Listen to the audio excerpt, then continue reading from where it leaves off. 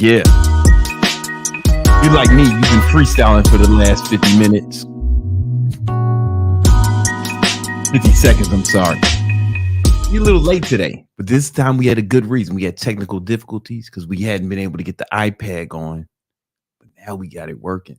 And it's good because I got a lot of stuff I need to show y'all and teach y'all today. Let's start the show.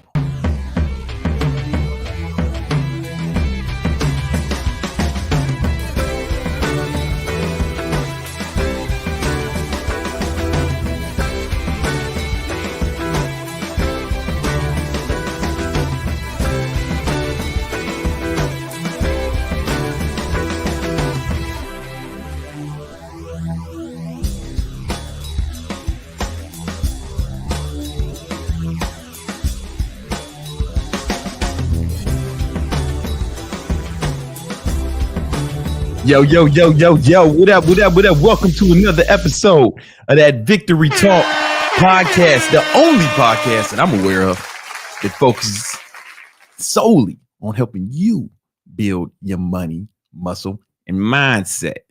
All right. This is episode number 72. I didn't think we would make it this far, but we did, man. We did. You know what I'm saying? Shout out to all the victory talkers. No, the victinators. I think that's what we want to call it. Is either victory talkers or victinators. Y'all vote in the comments. How you would like to be referred to as, right?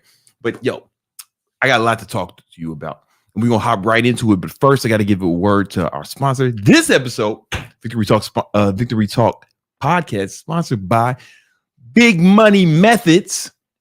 It's the weekly newsletter that goes out that's showing you all about how you can elevate and make more money. So there'll be advice on fitness as it pertains to getting money. You know what I'm saying? There's gonna be there's articles on mindset as it pertains to getting money. There's articles on biohacking as it pertains to getting this money. That's what it was all here for. That's what this is about. And it's written by me and the homies, right? And you know, I'm gonna be honest with you. I got like 2,000 videos here on YouTube, and I freestyled all of them. Like I ain't never wrote a legit script for a video in my life. Not for me. I've written it for other people. When I had my marketing agency, I would write their scripts because they ain't got it like that, man. They can't just do what I do, right? However, I know that in the written form, I can consolidate my thoughts a lot more effectively to help you accomplish your goals, so I can get my points across, so you can, I can articulate myself better, so you can absorb the information more easily and effectively, and then deploy that knowledge against your financial goals, so you can flex on the haters, stun on the hoes, because that's what it's all about. That's what we're here for. So it's 100% free, and we ain't selling nothing in there, just to help you make a bunch of money, because you know, man, I don't want to have a bunch of broke followers, man. You know what I'm saying? I want balling followers. See you guys on the airplane. Y'all got to walk past me when I'm in first class, right? I'm like, damn, man, I'll be on first class. You know, I get on first, and then motherfuckers start walking past me. That's when they let everyone else on. I call it the poverty parade. I used to be in it too, the poverty parade. But you know, so when we get our seats and we watch everybody else walk by. And I say, oh, yo, it's Brandon Carter. I'm like, yo, what up, man? And I'm like, oh, fuck, man, you in the poverty parade? I thought I was giving you all the game, man. You're supposed to sit down next to me, man. You're supposed to like tell me how I helped you make so much money. So, in an effort to get you out the poverty parade, get your children out of it, we put together that newsletter. It's 100% free. Sign up now. Okay, now, y'all know the other sponsor.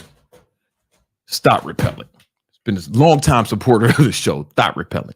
And all your super chats go towards research and development for Thot Repellent. And normally I tell a bunch of jokes about Thot Repellent. No, this is serious. We need to get this out to you because pay attention to me. There's an epidemic going on, right? There's a lot of men, mostly ballers, who seem to be under attack. For example, the homie Bryan Johnson, you know the guy, he's like a vampire and he's trying to live forever, and he makes YouTube videos about, you know, shit he's doing so he can live long. He posted a video the other day. I'm about to pull it up. Hold on, I'm not gonna play this whole thing. Right? What? All right. He posted this video. You can show this shit, man. About how his ex-fiance is suing him for $9 million. Well, she did sue him. He won the lawsuit, but I'm not. You should watch the video. He posted this the other day, and basically he was engaged to this chick. They broke up. He thought everything was amicable. Then she sends a letter from her lawyer saying that, you know, he did all this crazy shit to her, all this abuse, all these really vile, disgusting things to her. And she's going to tell everybody unless he gives her $9 million. $9 million. Now, here's the thing. Diddy had a similar situation. P. Diddy, friend of the show. Friend of the show. And what he did is what most people do. He just settled really quick. Right? It's super easy thing to do is just settle it. You don't have to worry about it. But Bryan, our hero, Bryan, he said, you know what? No, I'm going to fight this because I think it's injustice and it's not true. And settling, even though you can say it's not an admission of guilt, in the realm of public perception, it's perceived as admission of guilt because people are saying that Diddy must be guilty because he settled. But what you don't understand is a lot of people will just settle these things because it's easier, right? They don't have to deal with the legal fees. They don't have to deal with the time. You know, Diddy's a billionaire, so who knows? I'm not saying he's guilty or innocent, Diddy. I don't know what happened. I just know somebody's lying. It's either her or it's him. And truth is, I don't know. And that's okay. It's okay to say you don't know, right? You know, I hope he didn't do it because that means that nobody got molested or abused, right? So that's why I hope he didn't do it. However, Bryan was like, yo, our hero Bryan was like, nah, I'm gonna take this to court. You gonna have to beat me for this money legally. And yo, he said he got his lawyers together, and 2 years of litigation. See, that's another thing. A lot of people would just settle because they don't want to deal with 2 years of litigation. Even if it's fake, it's just if you got the bread, it's just like, all right, you know what? Fuck it. You know what I'm saying? I mean, I don't want to deal with this. I definitely don't want this out in the public, you know, because just the accusation is enough to damage someone's career. Just the accusation is enough to get someone canceled. Just the accusation is enough to get, you know, it's enough to really damage somebody's life, reputation. All right. So Bryan said, nah, I got to fight it, man. Our hero Bryan said, I got to fight it. All right. And so he fought it for 2 years. Can you imagine? You know, your ex-fiance is telling you, saying all this crazy stuff about you for 2 years, man. At the end, Bryan won. The judge threw it out and charged their lawyers money. Their lawyers got fined for bringing it because it just seemed so fake, right? They could just tell it was bullshit. The lawyers got fined by the judge, and she had to pay his legal fees, right? She had to pay his legal. So he got money. Not money, he got reimbursed, but he didn't get reimbursed for his time. He didn't get reimbursed for his anguish. He didn't get reimbursed for the embarrassment because, like, you know, news outlets came out with this story and they started talking about him saying he was super foul and he was doing all these things. And for 2 years, he had to deal with that until he was,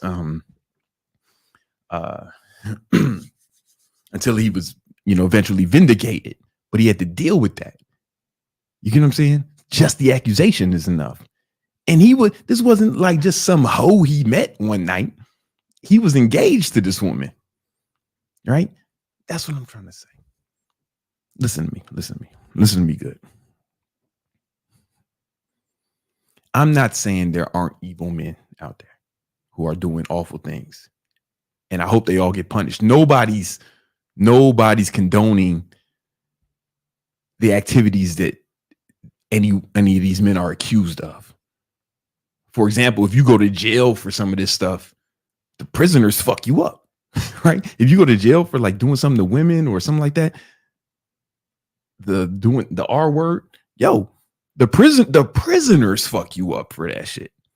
You know, the worst among us will whip your ass and or kill you for that shit. The worst among us. So nobody's trying to say that you should be able to do anything you want, you know, nobody's trying to say that you should be able to get away with some of the stuff that these men are accused of. If somebody's really doing this, they should be punished, right? But there seems to be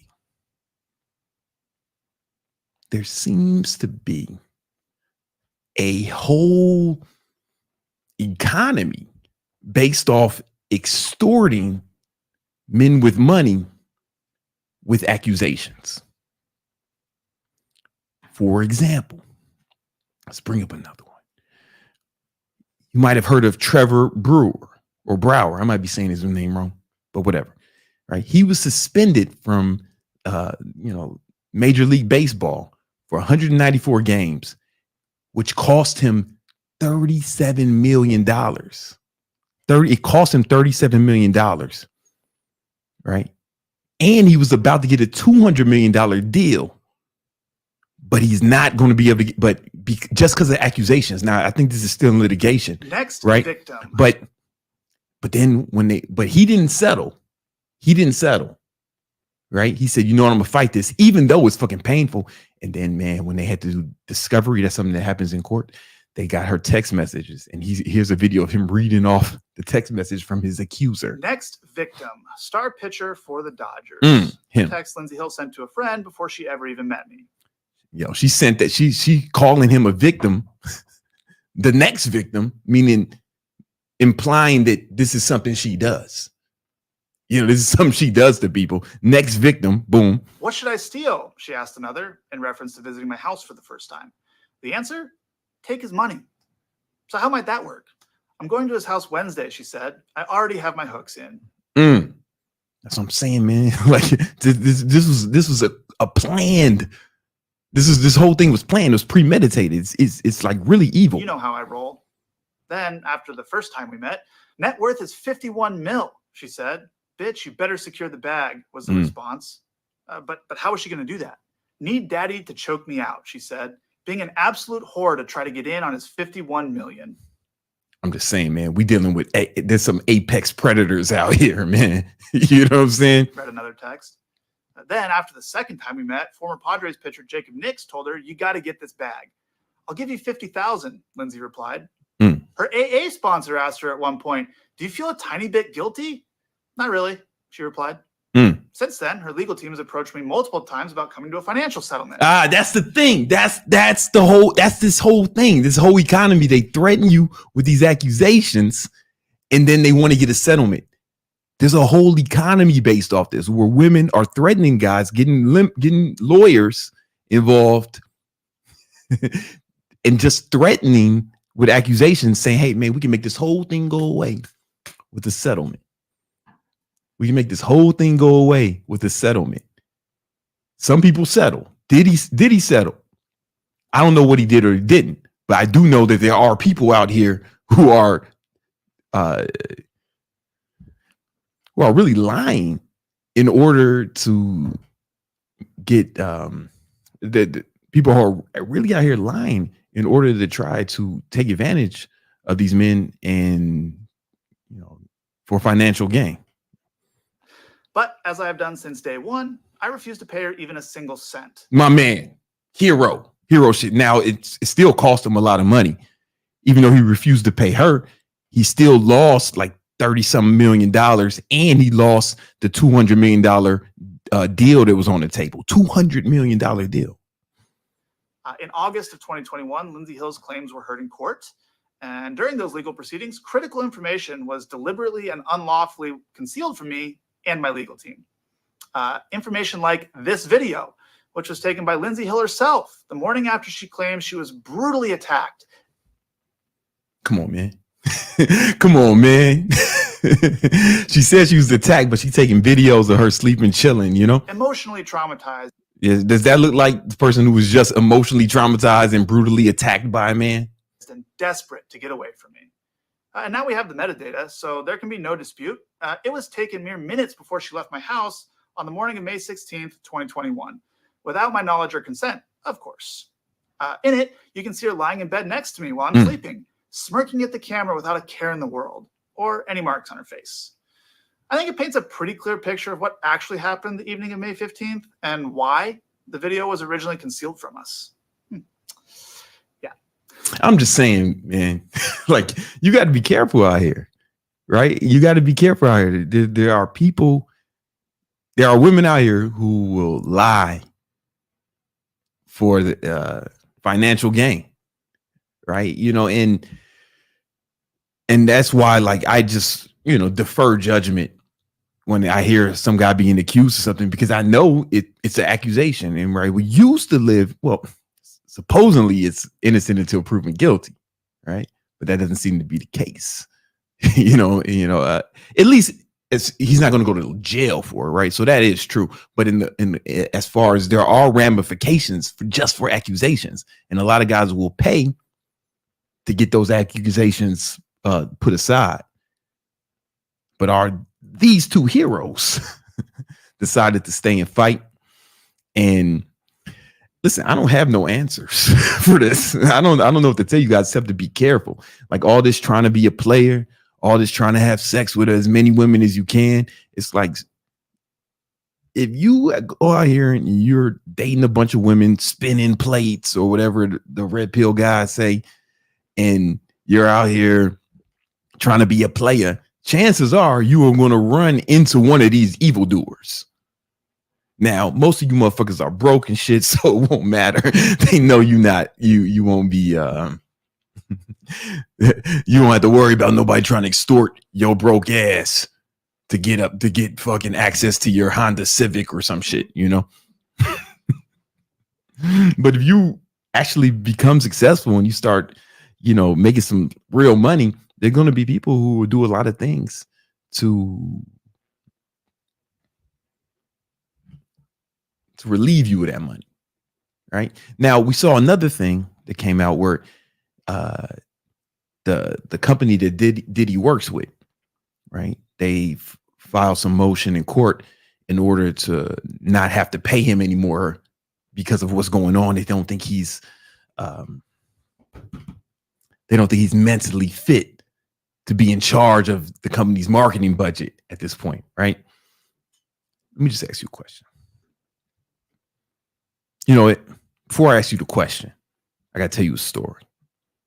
All right. I got to tell you a story. I knew a dude once. We're going to call him Chicago guy. And he had beef with this other dude. We're going to call him Washington Heights guy. Right?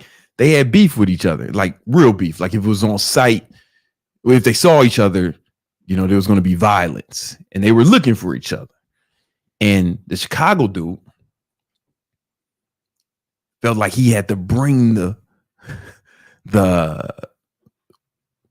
Washington Heights dude out of hiding. So what did he do? He contacted some girl he knew who was like a super attractive chick. And he said, listen, DM the Washington Heights dude. Get a conversation going. Exchange numbers. Start talking to him via text. Set up a date at this location. And she did that for like, a few $100s. Few $100s, right? And she did that. Washington Heights dude shows up to the rendezvous place where he thinks he's gonna meet a sexy Latina, going on. He thinks he's on a date. No. He was on a date with Destiny. He was on because we ain't never heard from that dude again, man. We don't know what happened to him. Legend has it he was in the fucking hospital, and like they had to do a operation. I don't know if he survived or not. This is just what I hear. I heard about the story. I don't know what happened to this motherfucker. Now, it only cost the Chicago dude a few $100s to set that dude up. The companies that Diddy's working with, it's like multi-millions, tens of millions of dollars, right? If you could set someone up, If you can have a chick set another dude up for a few hundred, what do you think people would do for a few million? You know what I'm saying? Like, what do you think people would do for a few million? And I'm not saying he's innocent or guilty, right? I'll let the legal system handle that, right? That's not my job. I'm just saying, hypothetically, if a huge corporation wanted to get out of a multi-million-dollar, tens of millions of dollars contract, and they couldn't breach the contract, I don't know, man. It doesn't sound far-fetched to me to think that they might, try alternative methods. I'm not accusing anyone of anything. I'm just saying, like, you got to think about this shit. You know what I'm saying? Like, you got to think about this shit. So how's that pertain to you? Well, if you broke, you don't have to worry about none of this shit. Because ain't nobody coming at your goofy. It seems like only rich dudes are catching the Me Too shit and all the. It seems like only ballers are catching this shit, and they're not being prosecuted by the law. That's what will happen to you. You just go to jail, right? But it seems like the ballers are getting sued instead. We could tell the police and try to get them arrested, or we can get paid. So if you got some real cash, man, you just got to be careful out here of, the women that you bring around you, the women that you date. I don't really have the answers because, the homie Bryan, I mean, he was engaged to marry this chick. It looked like he definitely dodged a bullet for sure. But, it's, I mean, he trusted her. So I don't really have the answers, man. I just know you got to be careful. In the meantime, until I can figure out what you need to do, that's why we got Thot repellent. Right, Thot repellent will keep the thoughts. We're working on it, so it keeps the thoughts away from you. And all your super chats go towards research and development for Thot repellent. You know what I'm saying? So we'll get into those in a minute. I just feel like I needed to share this story with you. You guys got to be careful out here, right? Look at my man Andrew Tate, right? As soon as he gets some money, man, there's some accusations. Like sometimes it might be the chick trying to get some money, or maybe, just maybe, the chicks are paid to do this because someone else wants to get him out the way. Maybe. It doesn't sound far-fetched to me. I seen it happen in the streets. Like that's a normal move. That's a normal move, So like back when I was single and a girl would DM me, if I didn't know her, I'd naturally assume there was somebody trying to kill me. I just naturally assumed somebody was trying to fucking murder me or set me up or some shit just because I've seen it happen so many times. You know what I'm saying? Like and dudes are still falling for it. Dudes are still falling for it. I digress. Keep your wits about you. For God's sakes, be careful out there. All right. Cool. Do we got super chats before we get into any of the other shit we want to say? We do. Mm-hmm. That's a video. Frosty 300. Is going to seminars regularly good for networking? Yeah, it definitely can be for sure. You just want to make sure Big Frost, you want to make sure that you have something to offer when you network, right? You don't want to be out there siphoning value. I have a video on networking that goes into that in greater detail. If you don't have no skills or no money, then networking is a waste of time. You're just looking out here trying to siphon value from people. Or if you don't have nothing to add, and I don't know you like that, Big Frost, but if you do, it's only valuable if you can help the other people. If you ain't got nothing to offer, then just meeting a motherfucking baller ain't really gonna help you out too much, All right. We have Efolsa. Mm-hmm. Why your girlfriend doesn't cook for you? She cooks sometimes, man. But it's like, here's the thing, man. I don't think y'all understand what it's like to be really rich. Like, I don't mean that in like no derogatory way. But like when you got like fucking multi-millions, I don't know no multi-millionaire whose like wife or girlfriend is regularly cooking food or cleaning herself. Like you got people to do that shit. You get what I'm saying? Like it just might be beyond where you can think right now. You know what I'm saying? Like it's just it's. I mean, she cooks sometimes. Sometimes she sees a recipe, she wants to try something out, you know, or sometimes she just wants to, you know. But like the real ballers, like their wives and girlfriends aren't ever cooking, bro. Like I'm telling you, man. And if you don't believe that, you just don't know no fucking like real ballers, like motherfuckers with like big money, like, you know, 10 mil plus net worth, like like the shit I be saying, y'all try to like kill me for it. Oh man, don't cook, don't clean, don't, you know, all this other shit. And it sounds crazy to you, but like my rich friends, like you wouldn't even have to say that to them. Like they was like, yeah, of course, you know. But I be trying to talk to y'all like, come on, man, listen to me. You know, it's just you don't do that at this level, man. I'm telling you. You know what I'm saying? It's just, I'm sorry. I know how it sounds. I just don't know no other way to say it. Like, you know, it's like,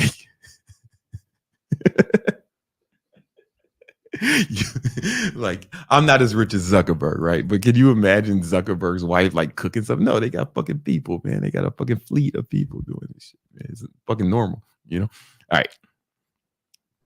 We have Kyle. Mm-hmm. What's up, Brandon? I came across the podcast a few weeks ago, and it's been one of the most valuable things I've listened to my entire life. There's a lot of truth in that statement. Every single time. Thanks. Yeah. There's a lot of truth in that statement, you know. And for one, I believe you, Kyle. You know what I'm saying? Shout out to you. Shout out for that $10. There's a lot of truth in that statement. I want you all to reread that and understand what my man Kyle. There's a lot of wisdom in Kyle. You know, he's wise beyond his years. He asked, how do you quickly snap out of a sales slump? All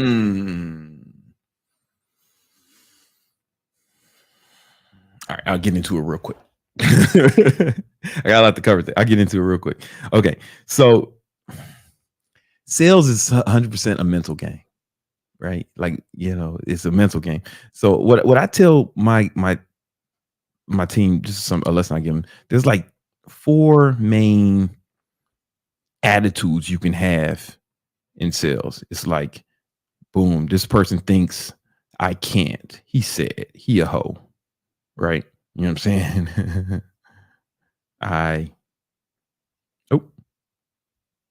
Can't, right? This guy thinks maybe I can.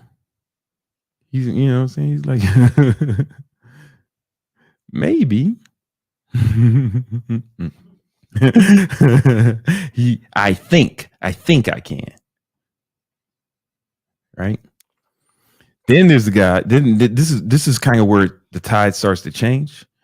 This motherfucker's like, I will.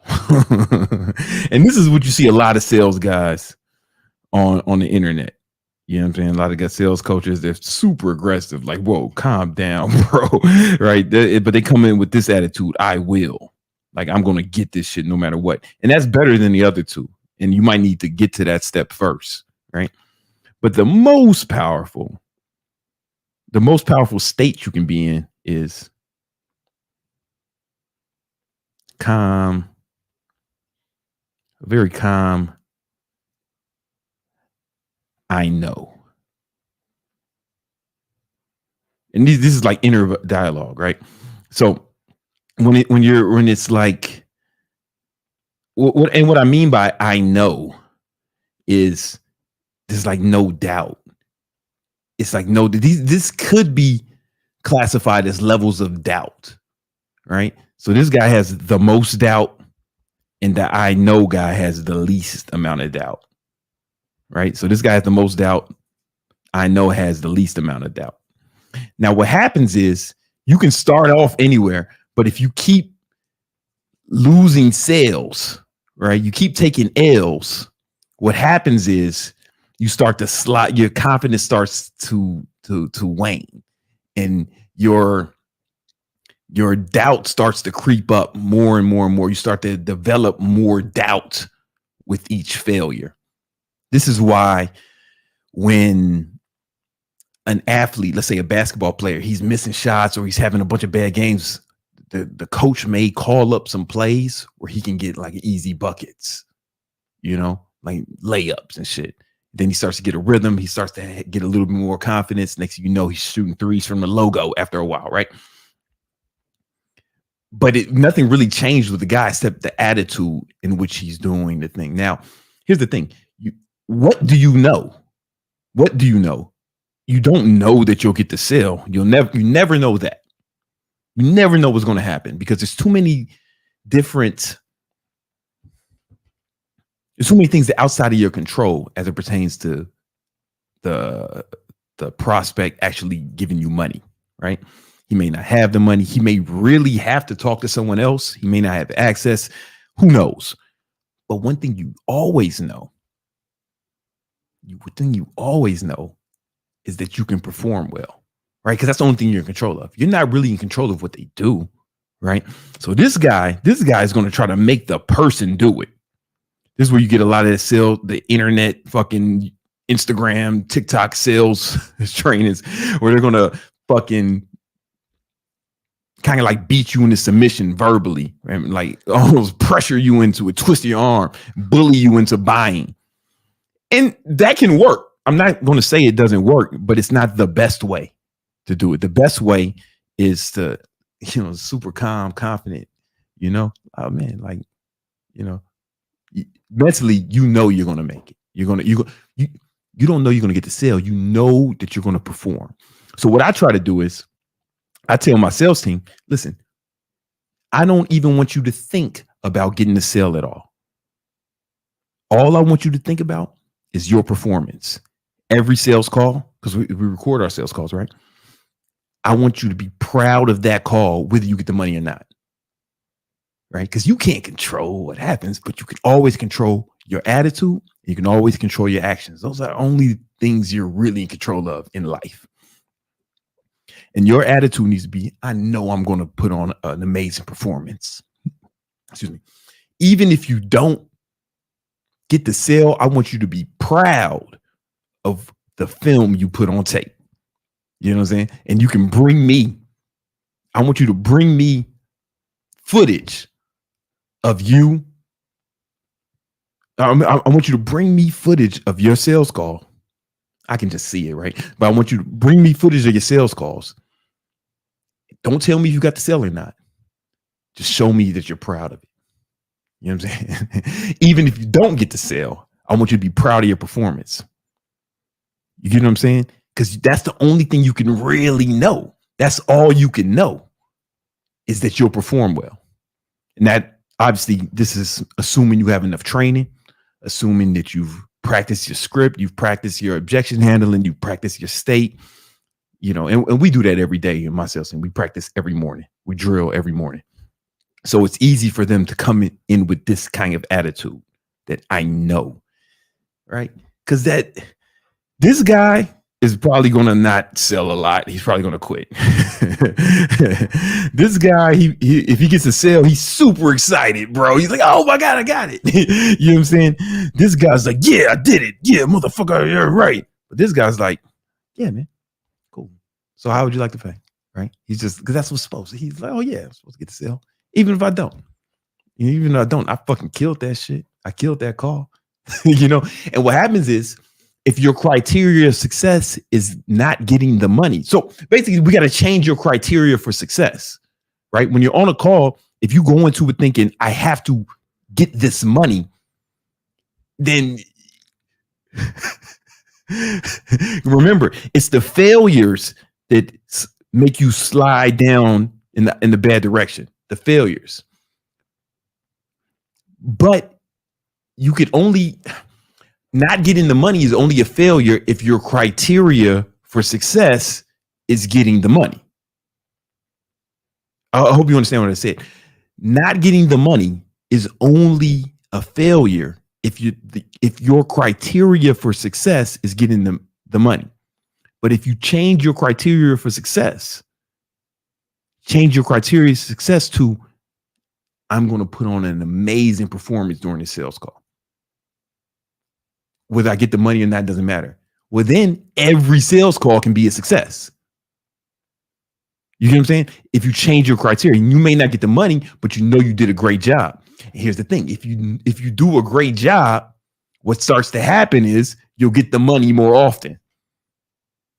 But you have to emotionally detach from the money, and the only thing you should care about is your performance. And if you can do that, then you can really go into every sales call knowing that you'll succeed if that's your criteria for success. Now, it's difficult to do this if you're broke. It's difficult to do that if you're struggling because you need the money, you know?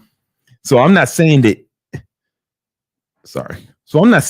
this right here is bad, because you might have to do this first to come in like, I'm gonna get this money no matter what. That's when you start memorizing fucking crazy shit.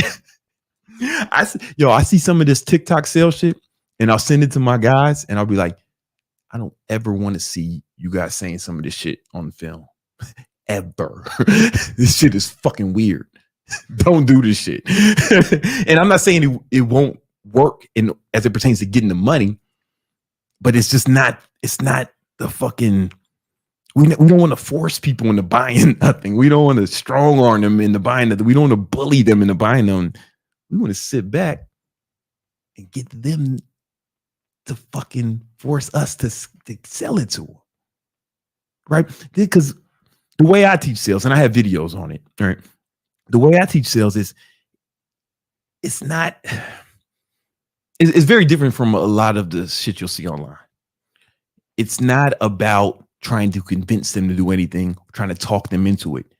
You're asking questions, and your goal is to get them to convince themselves. Your goal is not to convince them, because that's like forcing your way in it. You know, I hear some shit like, oh, I need to think about it. And say, hey, listen, you don't need time. What you need is information. So if you got all the information, you should make a decision. I see shit like this. I see people giving this advice. And I'm not saying they're not making money. I'm not saying that they're not succeeding in that, but they're probably not. Listen, I know their close rates aren't as high as my guys. Because my guys, man, we're just like asking questions, man. So, you know, man, what I don't want to give away all the secrets, because I think I did a better job of explaining it in the video I did on sales, but it's really about getting them to convince themselves. And what happens then is, though, you get less refunds, less buyer's remorse. And that person is really sold on the product or service, right? It's the difference between making the sale and that person really being sold. And the difference is, they may give you the money, but they're still fucking nervous. They still don't know. This is how you get refunds, chargebacks, bad reviews, right? There's a reason motherfuckers aren't talking shit about me online all the time. You know what I'm saying? Because my fucking clients aren't out here fucking tripping because they are sold on the thing. And we don't try to force that. They sell themselves. And if you can master that, you just get a way better reputation. You get way better clients because they're actually sold on the idea of the thing, right? So when he goes and talks to his wife, he's telling her what he did, not asking her if he can do it. You know what I'm saying? It's just a different process. But you can't go in with this attitude and accomplish that. You can make some money, but you can't accomplish what I'm trying to accomplish. And here's the thing. I need the person to be sold on it, not just to give me the money. I need them to be sold in their soul on the inside. Because if they do that, then especially if it's a service, especially if they have to do things after they buy, right? If it's a coaching or a training program, that means they're going to have to go fucking take action. And if they're not sold on that, they just paid some money, then they'll be like, oh, this didn't work. It was all this. It's like, no. But if they're sold on the fact that they have to take action. So we'll say stuff like, it's in the script, we might ask a person, for my high ticket training business, it's in the script and we want a real answer. It's not like a trick. I want a real answer, so we ask them what they're doing now for a living. It's like, oh, Well, I mean, sounds like things are going pretty well for you. Why don't you just keep doing that, man? What makes you want to be an online trainer? Right? You got to start a whole new business. You got to learn how to market yourself online. You got to learn how to grow your following. Then you got to learn how to train people online so they get great results. I mean, do you really want to do all that hard work instead of just like keep doing what you're doing? And if they say yes, what makes you say that? Right? And they start telling you all the reasons why. Okay, why is that important to you? Right now, who's selling who when you sell like that? You know what I'm saying? Who's selling who? You only get pushback if you're pushy. We're not pushy. We're fucking pulling away. You got to chase us. You know what I'm saying? But then you get more buy-in from the customer. Right? There's a difference between them giving you money and them being sold.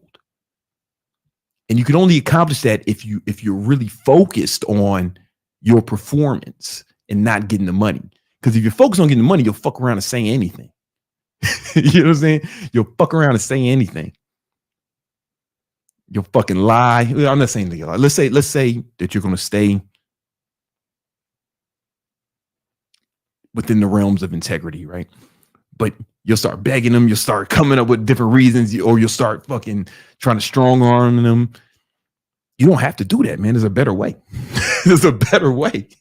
Talk about it in that video I did on sales. You know, my sales teams average 50% close rate, and you know, we're elite. You know, we're elite. The people who sell like this, every one of them I know what they do is, and I'm not casting aspersions on them. I don't want to talk shit because a lot of these guys make more money than me. But what they do is they're always firing the bottom 10% of their closers, which means they're always hiring as well, right? Because eventually there'd be no one on the team. You know, after fucking 10 rounds of that, you don't get no salespeople, right?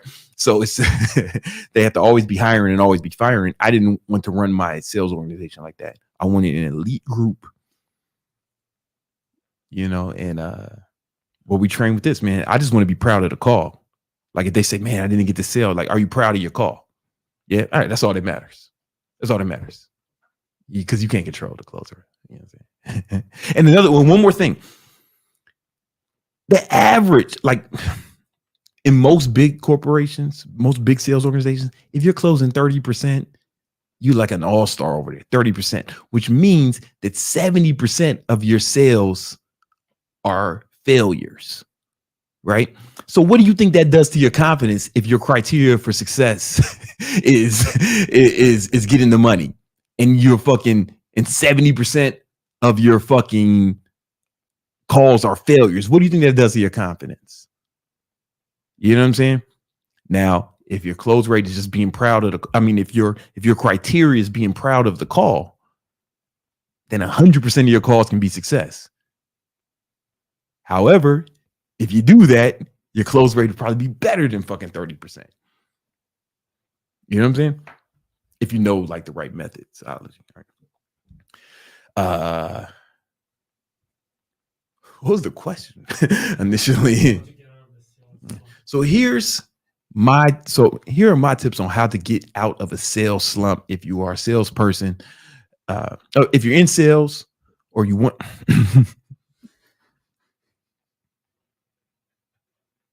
Okay, what's happening is we're gonna make this a video, and so I just got to do an intro right quick because we're doing this shit live, man. Then we go get into the market recap. Here's the intro. This is why I got to sign up for the newsletter, because I fucking make the videos on accident sometimes, right? Off the top of my head, I got to do the intro for the video. Hold up, just pay attention. This is how you do it. Y'all getting behind the scenes. Right. I've been doing sales for over 20 years. I sold millions of dollars in sales by myself. And I've also built and ran multiple sales teams that have done multiple 8 figures. And in this video, I'm going to show you how to get out of a sales slump so you can get back to making money, putting food on the table, and so you don't get fired. See, that was the intro. That's going to be the intro. When you see the video later, that was the intro. You see what I'm saying, man? Hey, speaking of making money, those of y'all know that I love investing into the stock market, and my mentor A guy named Romulus. He used to run a hedge fund. He's helped me make a ton of money. And I bring him on every week to help you guys do the same. We're going to get into it with the market recap.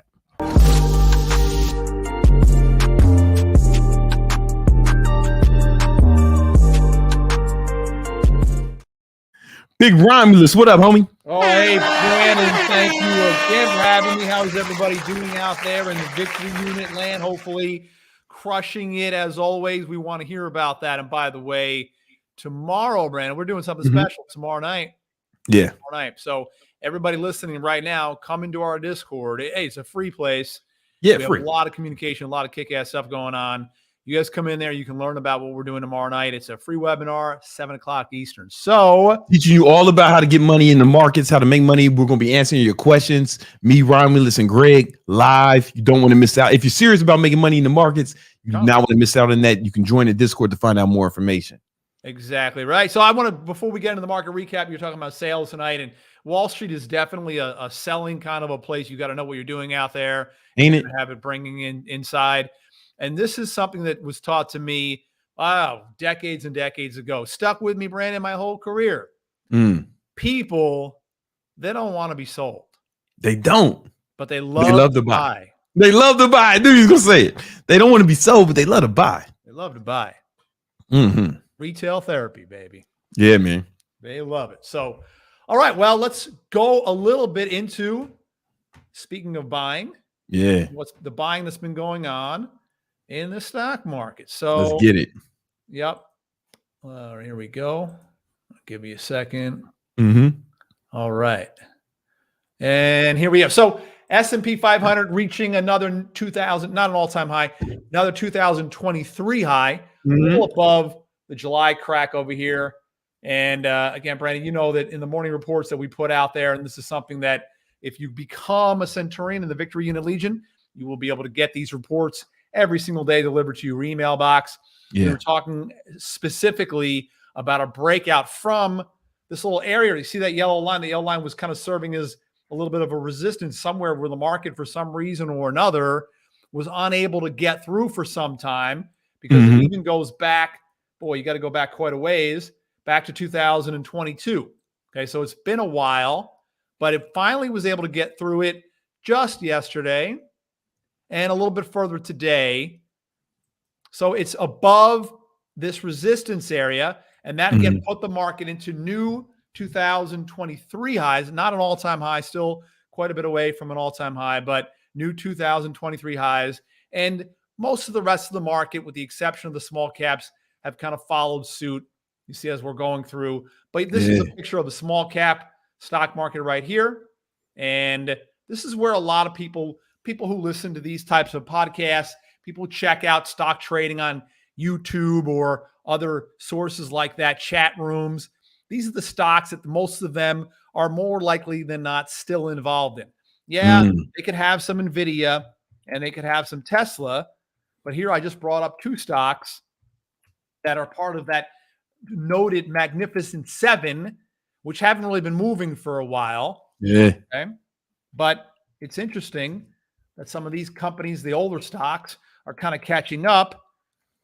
So let me show the small cap market again.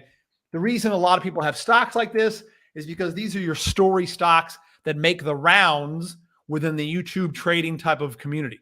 GameStop from a couple of years ago, any of the meme stocks that go out there, when the marijuana stocks start to get going again, they're all going to be in the small cap grouping. Yeah.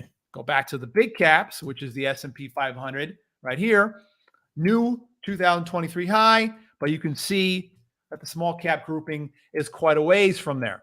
Yeah. The reason I'm toggling back and forth here, Brandon, is because tomorrow there's a major Federal Reserve meeting. That's the last one of 2023. They meet 8 times a year. This is the final one for this calendar year. And they're going to be talking about, they're not going to be talking about the S&P 500. They're not going to be talking about small cap stocks. They're going to be talking about interest rates. They'll be talking about employment. They'll be talking about inflation, price adjustments. They'll be talking about interest rates. They're not going to raise interest rates tomorrow. So if you see tomorrow at 2 o'clock, those who are listening right now, and you see that the Fed doesn't raise interest rates, you might think, well, that Romulus is a genius. Oh, I'm gushing, but not the case. This is something that's already known. Okay. Everybody in the market knows, all the major institutions and all the big players out there. We all know the Federal Reserve is not going to raise interest rates. So there's no genius here by making that type of a comment. Mm-hmm. What we don't know is what comes next. We don't know what they say. Now, the stock market, let me go back to that. Not the small caps, of course. We already know that they have had some difficulty.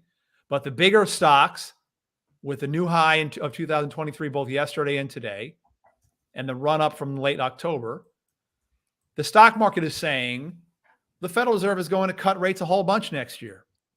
Inflation's tamping down, so they're going to go on a rate cutting spree, and they're going to get nuts with it. Probably not the case. We'll see a rate cut or two in 2024. Okay. But not a raft of them. The stock market believes there's going to be 5. Mm. And if there are going to be 5 rate cuts next year, they're more likely than not going to start in March or May. Powell's not going to get down with that. Yeah, it's too soon, right? Too soon. They've learned their lessons.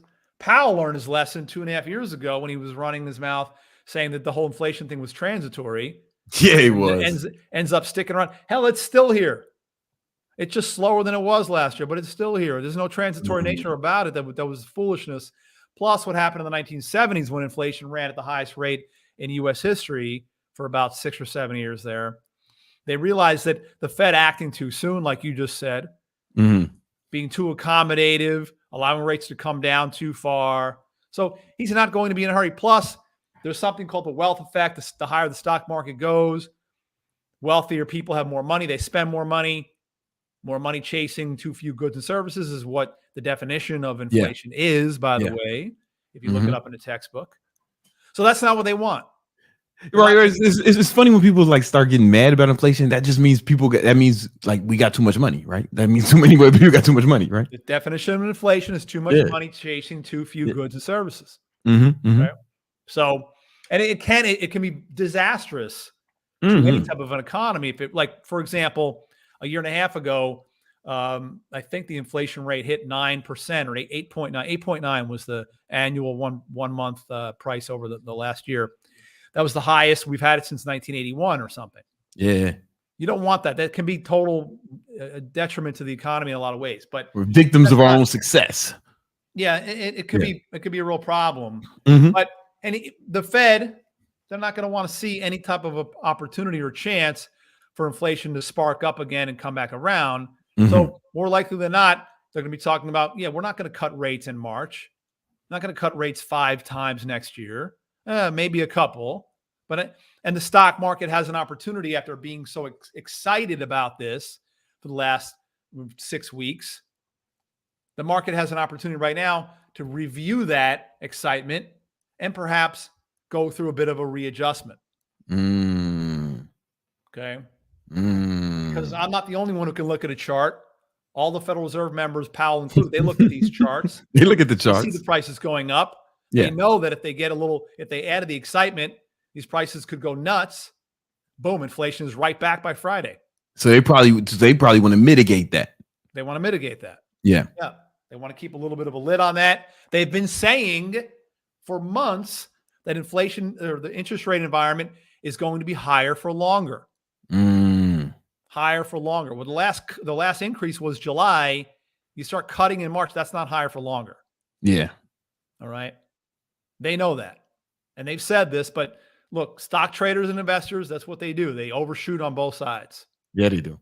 And now with the market environment overbought, which means that stocks have been going up without much of a break for the last several weeks. They're due for a break. And that could be an opportunity for the rest of us. Yeah. That's why y'all make sure y'all sign up for that free training tomorrow, man. Make sure you join the Discord so you can find out about it. Because the Fed meeting is tomorrow. Yeah. Tomorrow afternoon, 2:00. Talk about exactly what that means. 7:00 tomorrow night. We'll talk more about it. So all you need to do, join our Discord. There's a link right there. You want to join our Discord, get in there.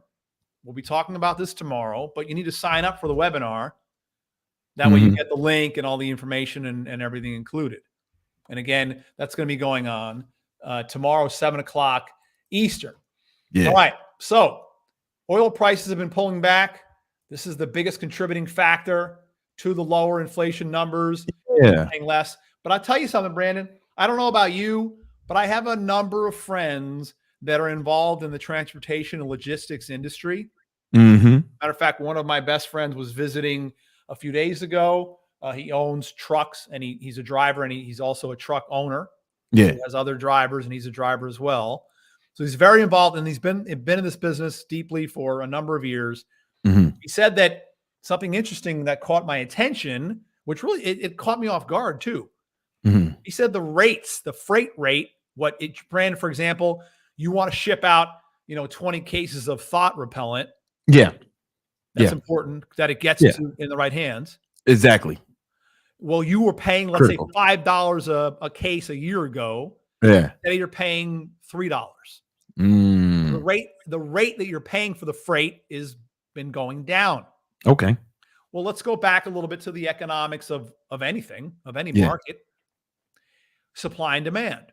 Yeah. If there's little demand for a particular product or service, Mm. the price has an opportunity to go down. Yeah. In order to spur more demand. Mm-hmm. So the rates that shipping people are paying, people that need things shipped like Thot repellent, has been going down.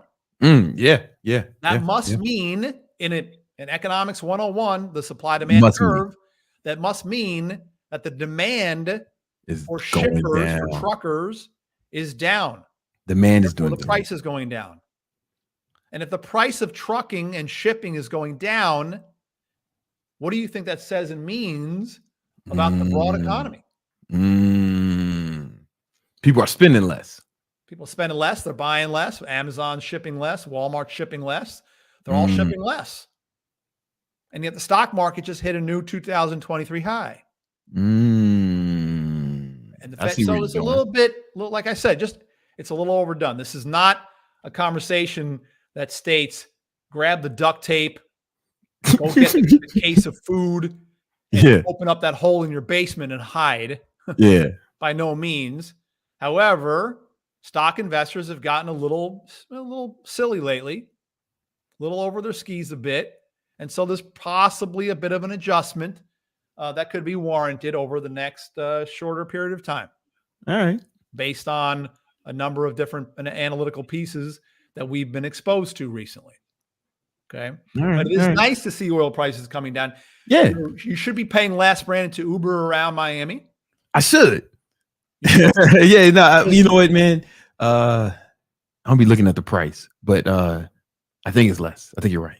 I'm assuming. I don't know. Uber drivers are paying less for gas than they were, 6 months ago. I don't drive around much either, but I see gas prices. I mean, I drive past a gas station. I see it up there. They're kind of lower than they were a while ago, and that's a positive sign.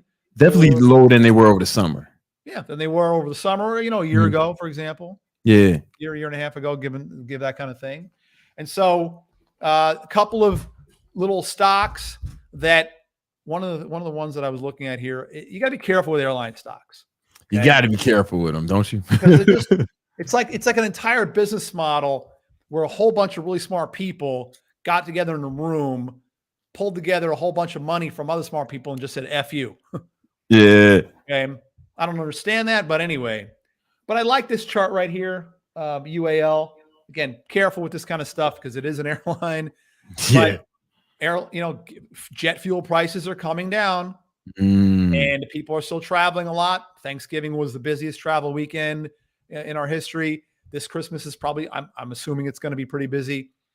So that's an opportunity right there. And you can see it's got a little bit of a shelving action happening here. Okay. A little bit of an area where, see, like right there, that might be a little low, but you get the idea where it's kind of bumping up, but it could be coming out of that in a relatively near future.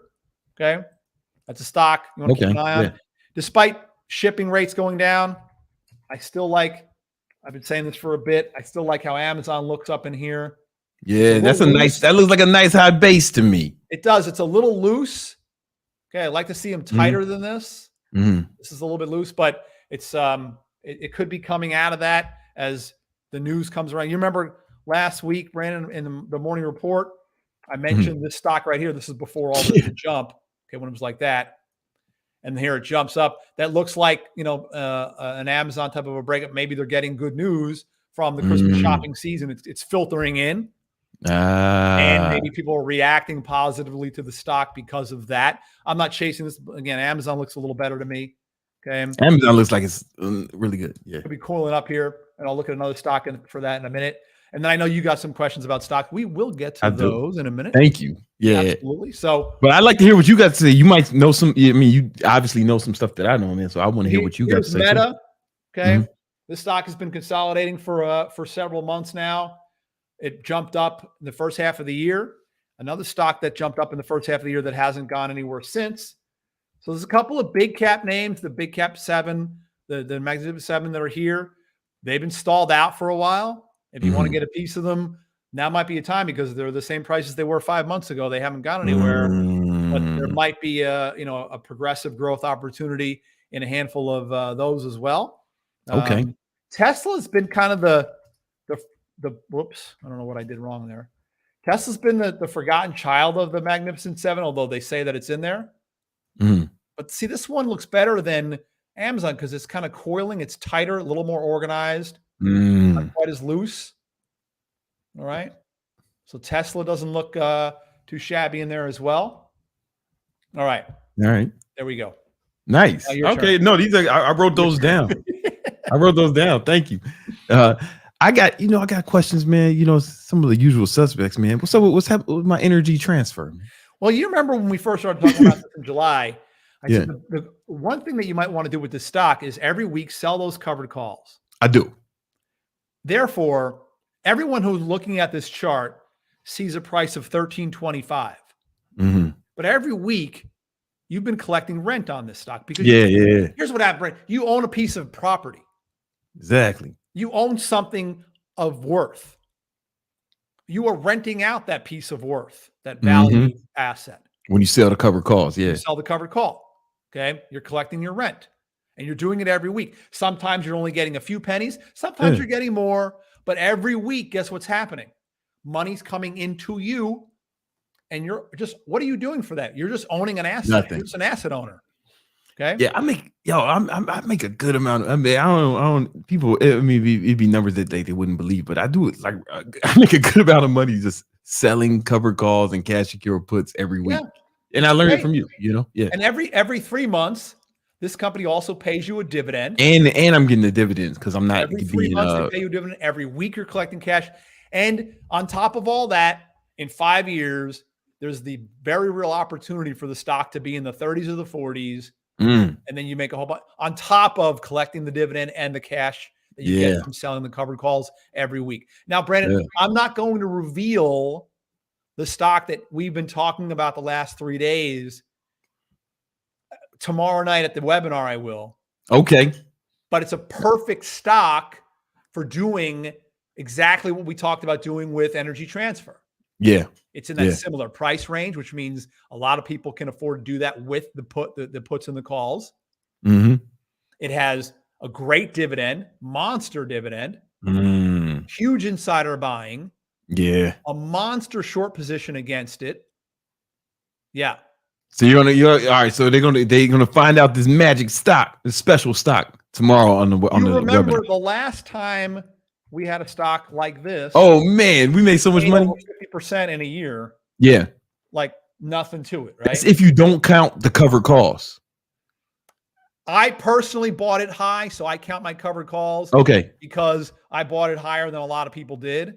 Yeah. And I didn't average down like a lot of people did. I averaged down because I was selling cash secure puts. At the same time, so I was making money like both ways off it, boss. As it was, That's why you made more money. I just bought it and sold the calls every week, and but this one never even paid a dividend though, which was kind of funny. Yeah, that it's in a business. Mortgages, typically mortgage related companies, even servicers, do pay dividends. This one just never did, but we still made 55% in a year on the stock. And you guys made a whole lot more than that by doing the different strategies. We'll talk about these strategies, by the way, tomorrow in the webinar as well. So you got any other stocks that you want to look at tonight?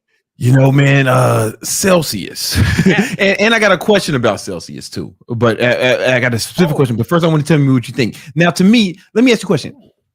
If I put that on a line chart, on a line graph, it looks like it could be a falling wedge. But I don't know. You're the expert.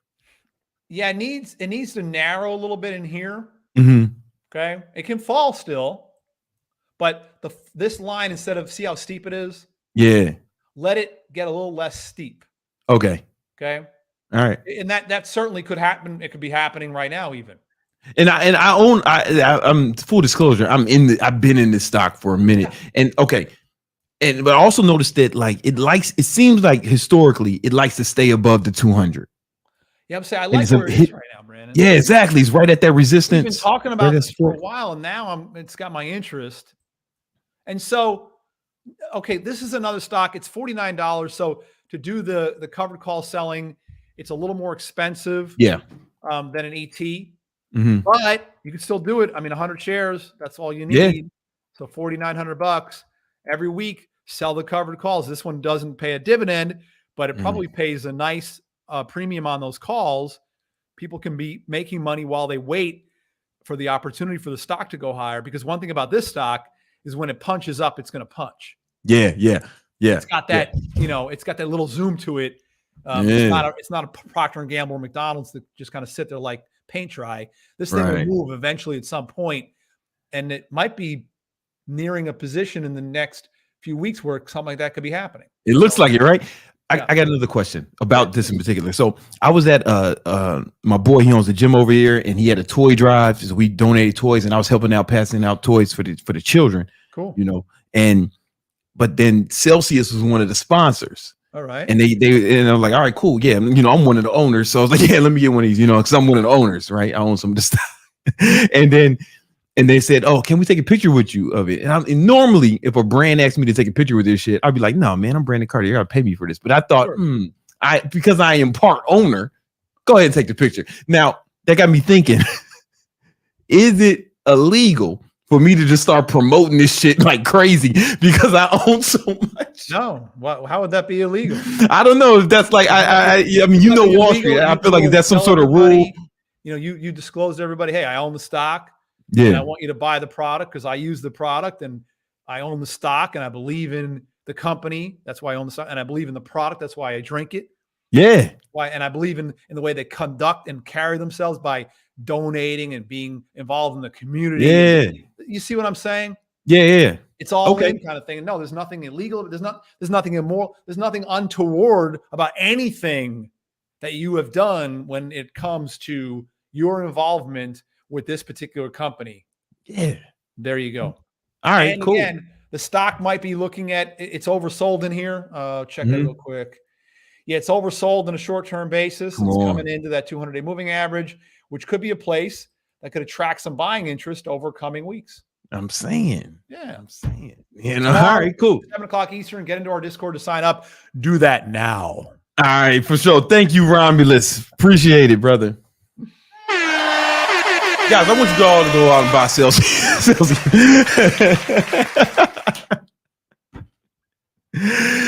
Buy the stock, buy the drink.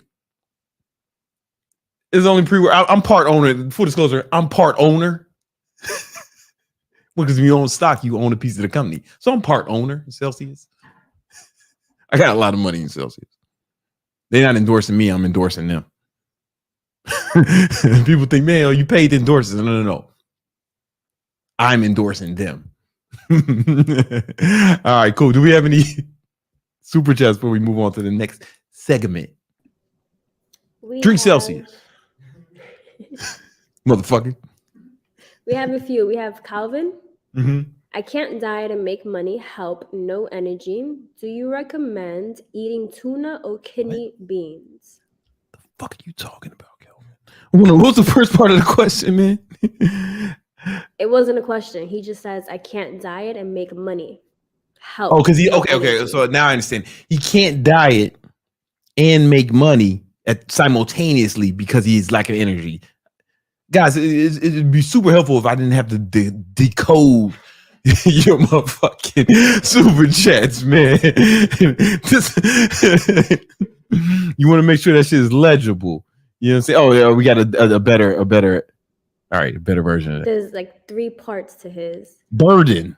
This motherfucker needs some energy, man. He's calling me Brandon. I got no energy from doing keto diet to make money on the side. What can I do, G? Okay, here's a big problem when people do keto, right? And it's super common. A lot of times people say, man, I tried keto, I have no energy. And I'll ask them, I know the answer to this question, but I asked them, I said, were you tracking your macros when you were doing it? And they're like, no, man, I'm just eating butter and bacon and shit all day. I didn't track. Oh, okay. So here's what happens. Let me tell you a story. I used to have this employee. I'm about to really shit on him, so I'm not going to say his name. We're going to call him. We're going to call him Kevin. All right. I'm about to really shit on him, so that's why I'm changing the name. But he wanted to do keto. He wanted to lose weight. He was kind of fucking stocky and shit. He looked like he offensive line. He had a real offensive lineman kind of build. Those are guys who don't know American football. You don't know what I'm talking about. Kind of fat, right? And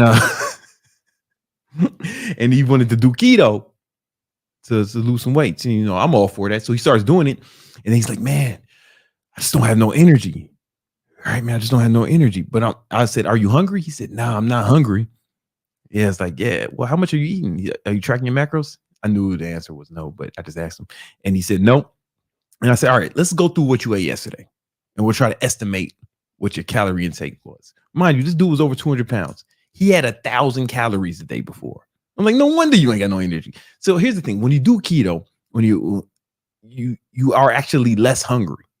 So when people say, oh, you can still eat carbs and there's no fucking benefit of doing keto, one of the benefits is it might be easier to be in a caloric deficit for a lot of people, not everybody, because you're not hungry, right? The problem with that, you're not hungry. You may not get enough calories to actually sustain energy, but you're also not hungry, so you're not compelled to go eat. So it's a double A. It almost, keto was working too well for you. You know what I'm saying? And I don't mean that hyperbole. Like, it's working too well.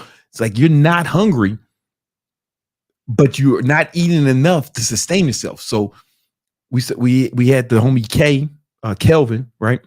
We start tracking your calories. You need about 20. I think it was something like 2,300 calories a day. He got it up to that, but he had to force himself to get that little calories, that little amount of calories. And when he did it, he had more energy, and he was able to lose weight almost effortlessly. Because still calories in, calories out. But if you're not hungry, it makes the calories in portion, like managing your caloric intake, a lot easier. You just got to make sure you're getting enough calories. And that's probably, I called this guy Kelvin too. That was a Freudian. So for this Kelvin, you got to start tracking your calories, man. You got to make sure you're eating enough, at least, bro. You got to make sure you're getting enough calories. You're probably not. Because when people just do keto and they don't track macros, a lot of times they don't have energy because they're not eating enough. So make sure you get enough. You need a minimum amount so you can like function and shit, you know. But I have to do too. Sometimes I just don't get enough calories during the day because I'm not hungry, because I'm in that ketosis, baby. You know what I'm saying? And up your caffeine too. You know, if you ever, I ain't got no problem taking caffeine. I'll snort the shit. Who else? Jokes. So you recommend eating tuna or kidney beans? What? Kidney beans? Knock it off. No, never. No. And tuna, if you're keto, that's like tuna is a lean fish, right? So you don't. That's another thing. Motherfuckers don't know how to do keto right. That's what I'm saying. The average person does not know how to do the ketogenic diet. They eat a bunch of fucking bullshit and they call it keto and then wonder why they don't feel good. I see motherfuckers just eat butter and bacon all day and then, man, I just don't feel good. I'm like, no shit, fucking asshole. I'm gonna show you something, man. Hold on, let me pull it up. Yeah.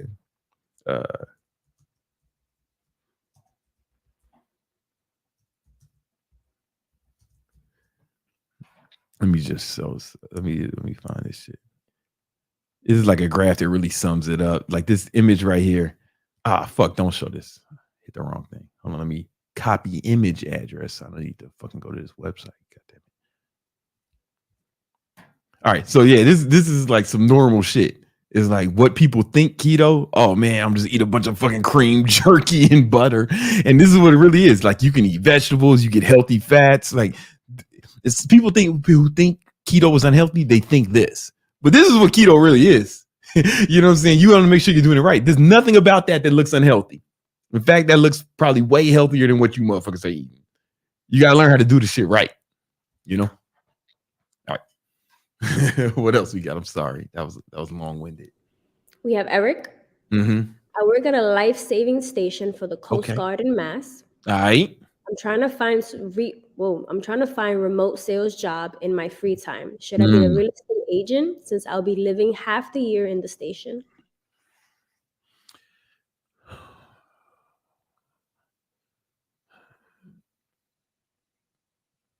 I mean, I'm not against it. But people are buying less homes now. Right? So excuse me, because interest rates are high, right? However, that doesn't mean you can't make money. And being a real estate agent is not so much sales. It's like it's sales for sure, but it's like you got to know about real estate and you got to like go to different houses. There's a lot to it, man. It's actually more to it than you think. It's more non-sales shit than sales shit, but you do get paid commission. So it is a sales job, but you have to do a whole lot of non-sales activity. You got to prep houses, right? You got to put on open houses. You got to sometimes they'll put like furniture in apartments or houses to stage them. That's what I meant to say, stage them. There's a lot of non-sales activity that goes into that. I would personally, I'm not saying you can't do it, and I'm not saying it's not a viable option. But as for me, I would want to just be doing the sales. Right? You know what I'm saying? Because a real estate agent, man, you got to do a lot of the marketing for yourself too. That's why like you see real estate agents, they'll put their fucking face on their cars and like they'll wrap their car with their face, they're passing out shit, they're fucking buying their own billboards, right? It's like, I mean, there's advantages to that too. But I would be looking for something where all I had to do was sell. You know what I'm saying? But that's me. Like if you got a love for the real estate game, then go for it. We have Dre, Mm-hmm. Gymnasium Jesus, and Nima. I'm starting a video editing service. Any tips or tricks for getting my first clients building portfolio or common mistakes? Nima, this for you, bro. You know what I'm saying? This for you. This is your time to shine. You've been waiting 2 years for this moment. It's all led up to this. I mean, if he's getting started, the easiest thing is just reaching out, slip into people's DMs, people that just do some free work, and then learn marketing. Learn marketing because you're a creator, so you need to know how to create creatives. Then combining that with your marketing skills, you can market yourself indefinitely. Like in different ways, you can easily do ABC tests because you are a creator. You just sit in front of the camera, you edit. Yeah. You have so many things, so many offers to just record and push and see which one does the best. But I would say learn how to use paid ads and just market yourself. When you say paid ads, you mean Instagram ads, Facebook ads? Yeah, exactly. But Google ads. Exactly. Yeah. But you cannot do that without having a portfolio. And to build a portfolio, do like fake videos, like just buy the stuff that just to show off your skills, make commercials, also do free stuff, and just grab the camera, go out, make beautiful sceneries, and just make sure those videos are aligned with the service you want to offer. So don't do product portfolio if you want to do personal brand stuff. So make sure that the content you're pushing is aligned with the audience that you want to capture for your service. Nima dropping bombs out here. You know what I'm saying? And Nima, I met Nima from an ad. He had an ad for like Miami motherfuckers who were looking for video shit. I don't remember exactly, but Miami. If you are Miami motherfucker looking for video shit, fuck with me. I think it was like written. The copy was pretty like accurate. Yeah. But it was like a good video in the ad, and I didn't do what he told me to do in the ad. I just fucking DM'd him right away. It's like, hey man, I'm a video motherfucker, and I need video shit. Rest is history, man. Also, your sales system should be sending DMs. Just make sure your call to action is them sending you a DM. Yeah, I got. Oh, that was the call to action. Yeah, don't. So I did do what you told me to do. Yeah, just keep it very quick because it's very impulsive. And your page had examples of your work. So I like not only was the video good that I saw, but there was examples on it. Yeah, man, I saw it. All right. And let's get another one in before I do the next segment. He also asked, would you recommend a 2-call close and a form? Ooh, now I would say it's a different sales. It sounds like a different sales. It's very different because depends if your target depends on whom you're targeting. If you're targeting very broad, first of all, make sure you're very like geographically like very small, as Brandon always says. Just go around the where you are, the city you are. Mm-hmm. But if you don't have a filtering system, if you're not using a form or you don't have like predefined automated questionnaires, make sure you just push them through a call. And in that call, based on the questions that you ask and what they say, first see if they're serious, if they have money. If they don't have money, don't chase them because it's not sustainable. And you just don't want to beg for like a project that is going to take hours and days. And then the client doesn't have any target or goal or how it's going to be leveraged, the content that you give them. So I would say filter them in the first call. Just book a 30-minute call with them through DM. Yeah. And or voice messaging. Yeah. See if they're serious because so many of them don't even have any plans. And after that, you can do a follow-up, see how serious they are, and then you can close it. So it's going to be a two sales call. 2 step, but maybe okay. No, I like it. I mean, that's there's so many unqualified leads when you go broad. Video. Okay, for sure. I think there's another one. Perfect Shot Filming says, let's do a drone video of Thot repellent flying around Miami. Check out my work. Perfect Shot Filming.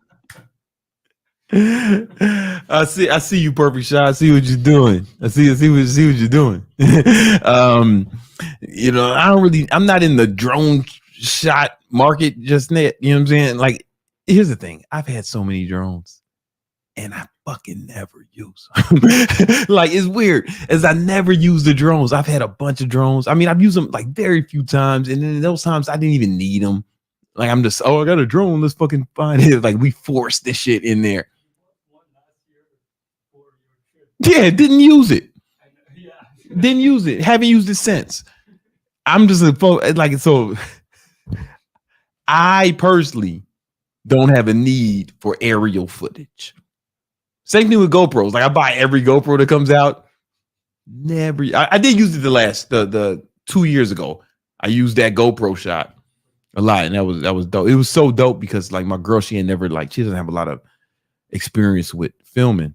But it's like you can't fuck it up, right? Because it's like it's on a gimbal. So she, a novice, was able to get dope footage of me, with the fucking GoPro, man. Yeah, she did an amazing job. Her shots are used all the time. They're even in the intro. A lot of them are in the intro. But this shit is just, man, she's a goddess. She can't do no wrong. It's like, it's like.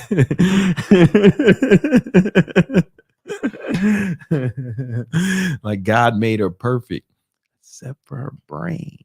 It's crazy, but like he left one screw loose, but we're working on tightening it up. And yes, and mi novia mucho loca. Mi novia muy loca in cabeza. Based on no bueno. Is there another one? We have an interesting question. The masculine investor. Okay. No, man, this motherfucker, I don't know what he says, but I know he invests like a fucking boss. High value investing. Not at all. What's good, BBC? I'm bored of sleeping with my girlfriend. Okay. She's a good girl. All right. How do I cheat on the low? How do you cheat on the low? That was way more masculine than I thought it was going to be.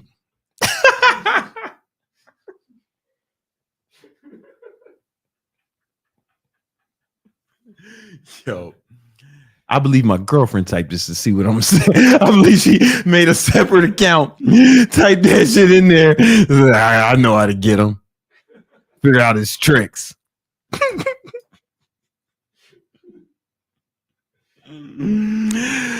Nah, you're going to get caught. 100%. You need to break up with her. You need to break up with her immediately. You are going to get caught. You are going to get caught. You know what I'm saying? I promise. Of that, I assure you.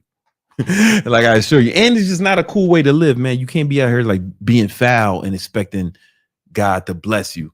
That's not me trying to, you know, if I said something like this on Fresh and Fit and they all said, oh, he's a fucking simp. I knew he was a simp. Like, whatever, bro. But no, the truth is, like, you can't be doing foul shit and expecting God to bless you, man, or whatever you believe in the universe, right? It's just like, and then your energy is gonna be weird about her, and you probably already cheating, right? I'm gonna be honest with you. And the way I know that is because the problem with cheating is it make you like your girlfriend less. Even if your girlfriend is hotter than the girl you're cheating with, because when you experience anything novel, anything new, it spikes dopamine, right? It spikes dopamine, right? But however, when you're in a relationship, especially over a long period of time, the dopamine starts to drop because it's no longer novel, right? So now the relationship is dependent on serotonin and oxytocin, different neurochemicals, right? That's where your bond is, and those can be stronger bonds, right? Like that's the bond between a mother and a child. It's all serotonin and oxytocin. So these are strong bonds you can feel, but it's not the exciting. It's not the exciting fucking roller coaster of fucking some new bitch, right? So if you start like chasing dopamine and shit, though, you're gonna, like a lot of guys, they do this, right? It's very normal. You meet somebody at first, it's super exciting, right? Because of dopamine, right? However, that shit's gonna wane in every relationship. You can't, that excitement will die down with familiarity, and it's just normal, right? But you can build a stronger bond based off like serotonin and dopamine. However, that doesn't feel the same way as fucking dopamine. Like dopamine, you get a rush immediately. For example, it's kind of like eating, you know, organic meat and kale is like good for you long term. It's better for you. You'll be a better person for it, right? But you know, eating the fucking candy cake is like exciting right now, right? But it's bad for you long term. That's what like these random bitches are.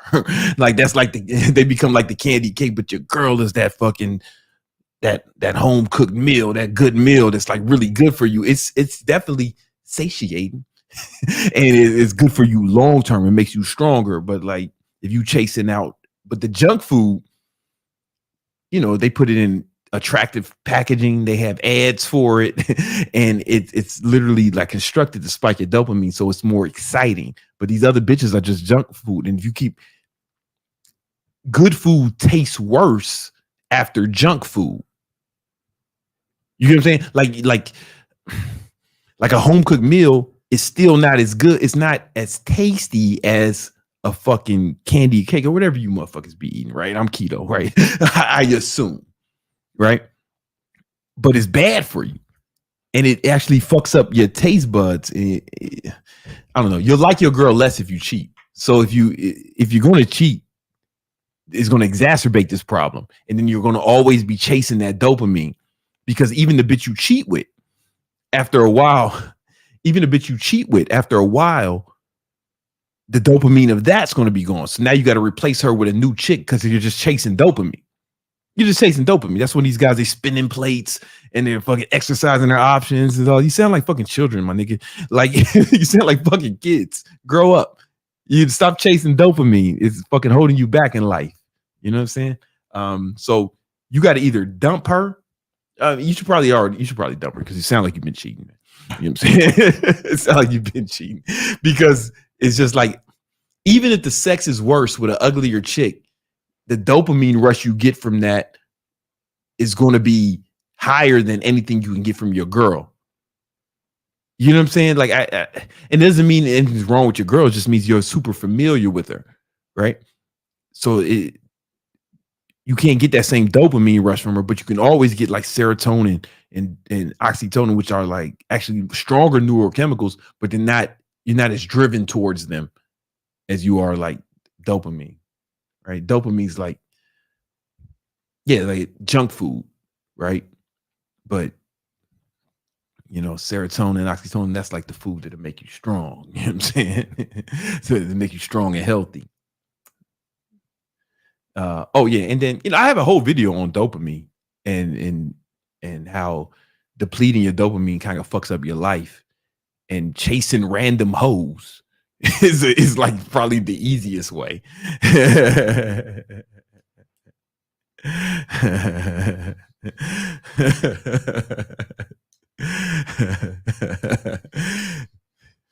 My girl's typing some shit that I'm not gonna say. All right, what is there any other ones? Are we good? Oh, fuck. All right. We have King Doggo. Do you hold any crypto, and do you know XRP? I know XRP. I know a lot about crypto. I am not a believer. I'm not against it either. I'm just not a believer, but I'm not like anti-crypto either. I just not believing is different than thinking is whack, right? I'm neutral on. I'm agnostic on crypto. If somebody can find like a compelling use case outside of sex trafficking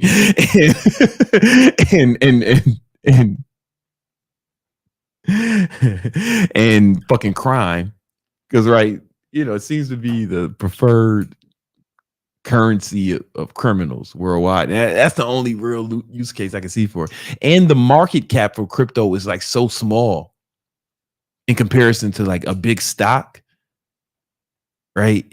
So it can be manipulated so much, right? And it's easier to manipulate. So even trading, I've traded it for sure though. And I'll trade it again if it looks right, if the chart looks right. But I don't own any crypto. And I'm not saying, and I could be wrong. I might be missing the wave. You know what I'm saying? Like I might be missing the wave. And that's cool. Cause but I'm open to being wrong about that shit too, right? And if I find out that I'm wrong, if I get some compelling evidence to the contrary, then I'll start buying up all that shit. But as right now, I'm straight. I'm straight. All right. Damn, do we even have time for anything else? We went too hard. We got like 8 minutes. Fuck. All right. We're going to answer these other super chats. And then. All right. Which one can I do? Okay, this is quick. All right. One of the habits I'm really into is reading. I like to read a lot. I've read all these books behind me and even more in storage. I've read over 2 books a week for about 15 years now. And that's one of the habits that I think really have helped me accomplish my goals. And I want to talk about today in this segment, Habits of a Winner. Sorry, I ain't give you no warning.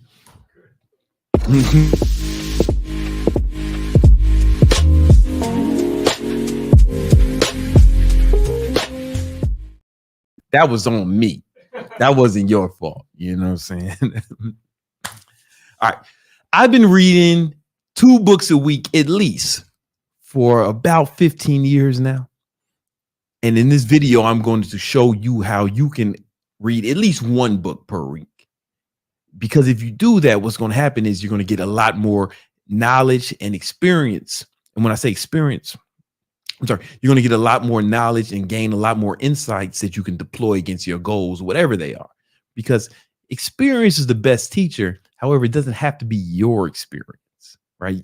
Whatever you're trying to learn, whatever you're trying to master, whatever you're trying to get good at it, somebody who's better than you at it, presumably an expert, has written a book on a topic where they consolidated all the things they've learned over the years, put it in a book format. And now you can learn from their experience without you having to go through the experience and in a lot less time. Right. I've seen a lot of guys on the internet saying, oh, you don't need to read. You can just do shit. And maybe those people are just smarter than me. Maybe they're just more intelligent than me. They have some wisdom. But I know I would not be a multi-millionaire who has built several 8-figure businesses if I did not read the books I've read. And in this video, I'm going to show you how you can read more. I think a good goal would be at least 1 book a week. And I'm going to show you how you can do that. All right. Now, it's 3 steps. First step is to put time in your calendar to read. Right? Put time in your calendar to read. If you watch my other videos about how to set up a calendar, how to schedule your life in your calendar, you know, because you'll be more productive and you'll be able to squeeze more life and squeeze more success out of each day if you actually fucking plan each day. See, most of you motherfuckers are hoping you do shit or trying to get around this shit. But when I want to do some shit, I put it in my calendar and I live out of my calendar. And because of that, I know exactly how much time I know about how much time I'll be doing. I know about how much time I'll be working every week in advance. I know how much time I will spend with my son, my nieces and nephews, right? How much times, the time I spend with my friends, the time I spend with my girlfriend, it's all planned out. My life is choreographed. And that's why it runs so effectively. And every year you see me, I'm flexing harder, stunning harder, with more motherfucking money, more Richard Milles, more fucking diamonds, because it was all by design, right? If you waste, Bruce Lee said, if you love life, don't waste time, because time is what life is made of, right? So you want to be living out of your calendar. And if reading is something that you want to do more, you should put that time in your calendar. You make an appointment with yourself to read, right? Because you're not going to find time. You have to make it. You have to carve it out. So an easy thing to do is to carve out 90 minutes a day. It doesn't have to be 90 consecutive minutes. You can do it in 3 30-minute increments or whatever works in your calendar. This is why you have to fucking plan out the rest of your day, right? You know, you plan out your life in your calendar, but find these pockets of time where you can read without distractions. Put your phone on D&D and read. 90 minutes. It's probably the best. I think that's what I like to do. But even if it's just 20 minutes, 30 minutes, it starts to add up, starts to accumulate. Put it in your calendar, plan your reading time, and make sure you have no distractions when you do it. All right. Step 2. Step 2 is keep a book with you at all times. Right? Keep a book with you at all times. So if you know me, I carry around everywhere I go. I usually have one in man purses with either, you know, I got the Louis ones, I got the Gucci ones, I got the Fendi ones. You know, I'm flexing on these motherfuckers, sling bags, you know, and I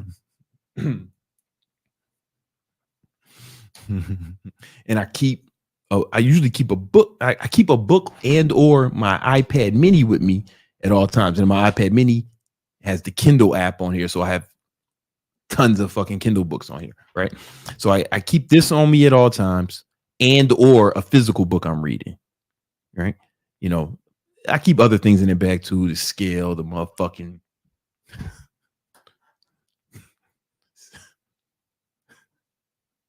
I keep the scale and other shit, you know.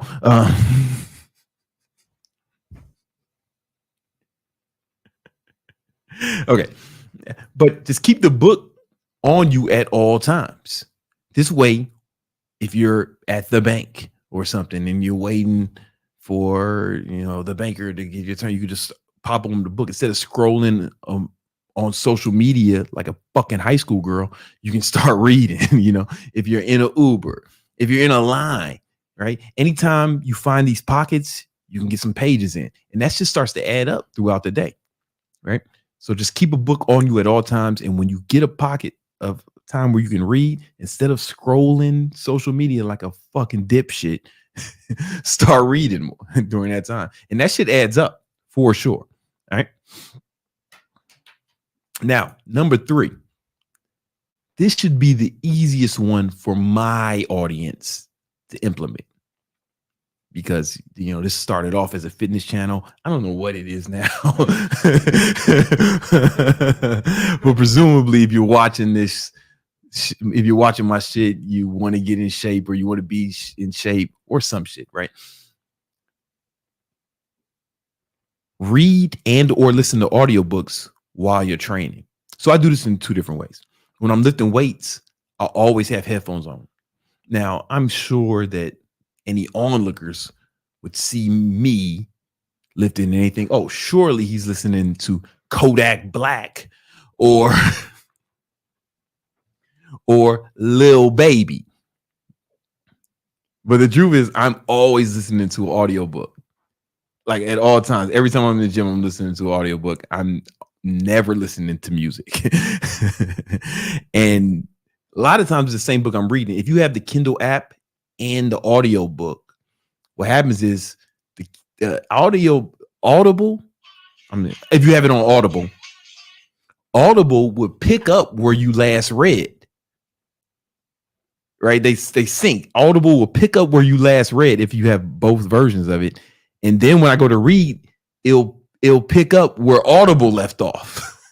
That's a fucking cheat code. So I'm always listening to either an audiobook or I'm always listening to an audiobook when I'm training. Sometimes it's the book I'm reading, sometimes it's not. Right? And that's cool. It doesn't matter.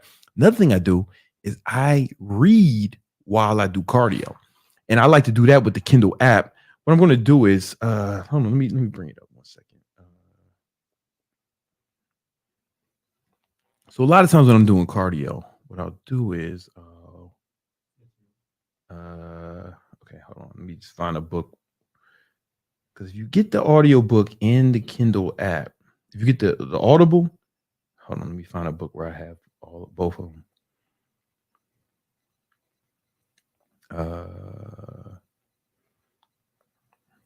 Bear with me, motherfuckers.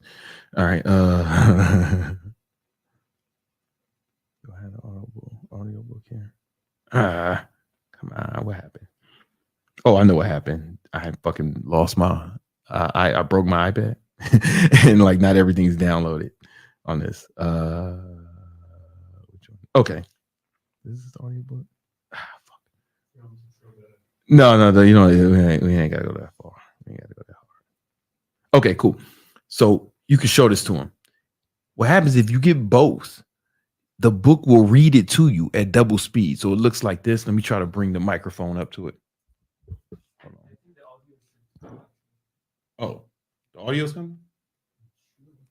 Oh, they don't hear the audio. All right. Well, that's what it looks like. You can't hear the audio. This is cool. It's cool. I'll just show them like this. Show it. So let me show it again. It'll play both. Hold on. Tomorrow and next month and next year. One of the perpetual questions that still hovers over money is, who can we trust? The British have tried trusting the government, but government-minted coins weren't doing the job. So they turned to goldsmiths, and that didn't work out so well. It took another generation before they finally found something that worked. A solution that was neither purely private nor purely public, but a combination of the two, with the interests of the government and the interests of the bankers and the interests of the people all pushing against each other. John Law's first act. John Law was born almost too perfectly upstairs from a goldsmith shop in Italy. Yeah, this is the best. Goldsmith was his father, and the year was 1671, just before the run on goldsmith bankers in London. As John grew up, his dad grew rich. When John was 12, his father bought a little castle outside of Edinburgh. Right. So it's reading the book to me at the same time. At the same time, it's highlighting the word that's being read. So what this does is it allows me to be hands-free so I can be on an elliptical without having to worry about flipping pages, and and what's really cool is I like to read like that too, because what it does is it engulfs both senses, right? You're using two senses at once, visual and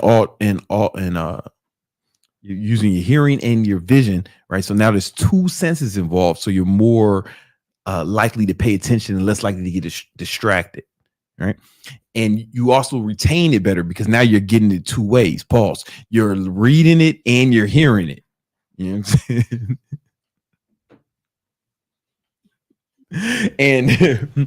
And that's a cheat code. So if I'm doing cardio, I'll probably I start my workout a lot of times with, just a little 10-15 minute warm up. That's 10-15 minutes of reading. right? Along with the reading that I'm doing throughout the day. If I'm in a cab or in a line or in an Uber, right? If I'm waiting for somebody to do something, I just start reading, and the time I have scheduled, that's how you get through 2 books per week. You should at least be able to get through 1 book a week if you do all of those things, right? If you want to know what are some of the best books to read, I have a list of my top books where I put them in order. I did a little tier list of my favorite books of all time. Check out that video right now so you can find out which videos you should be reading. Oh, somebody asked what app is that? Again, it's the Kindle app, but you got to have it's weird, man. The Kindle app on iOS, you can't buy from the app. You got to buy the shit on your laptop because, Apple, man, they're fucking warlords and shit. You know what I'm saying? So you got to buy it from your desktop.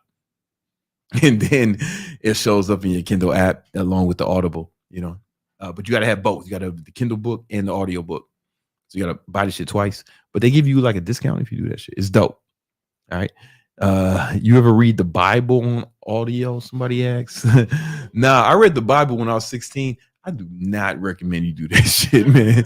That shit will leave you with way more questions than answers, and questions that won't be answered. Now, I just saw that. Was there another? Let me add some super chat. I'm sorry. I just saw that. I just wanted to fucking. Yes, we have Sukhbir Singh that actually paid. All right. That was some big money. Paid twice. That's what's up. Just listening to you from 6 months put everything in action, and my life changed in every aspect of life.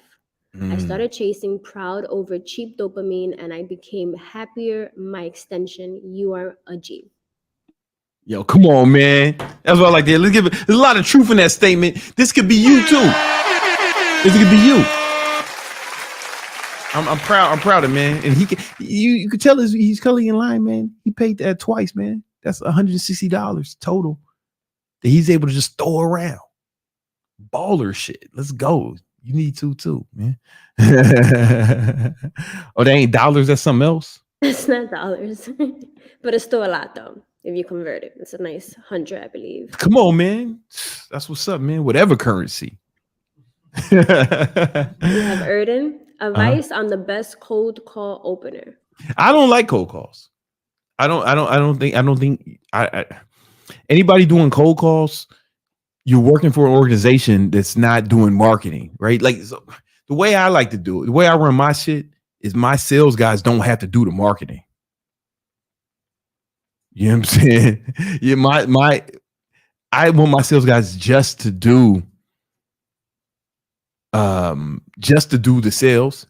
The marketing team does the marketing. The marketing team's job is to fill their fucking calendars, and they can just focus on that. You know what I'm saying?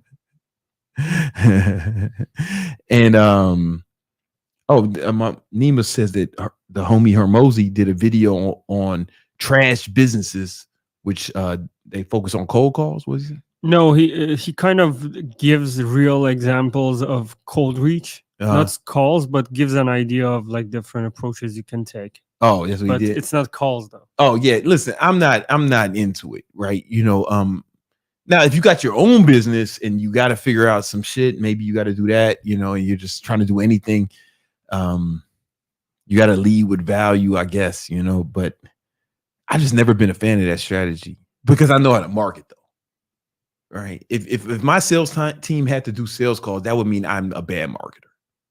And if you work for a company that has you doing cold calls, they're probably bad marketers. I'm not saying there's not money there though, right? So you can make money doing that. Let me take that back because you can make a lot of money doing sales cold calls, and I know a lot of people do it. It's just a strategy that, listen, if you ask anybody for advice, that's a thing about advice. If you ask anybody advice, they're gonna tell you their superpower.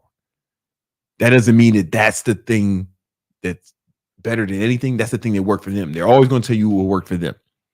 You get what I'm saying? So I know guys who've made millions of dollars just off ads, no social media presence. They're going to tell you to focus on ads. I know guys who made a bunch of money with just social media, and they're going to tell you to focus on that. Don't do ads, right? So there's no right or wrong. It's just, I guess the truth is what I said was my preference. What else we got? Let's like do these last two so we can get out of here. Go to sleep. Perfect Shot Filming has a question for Nima.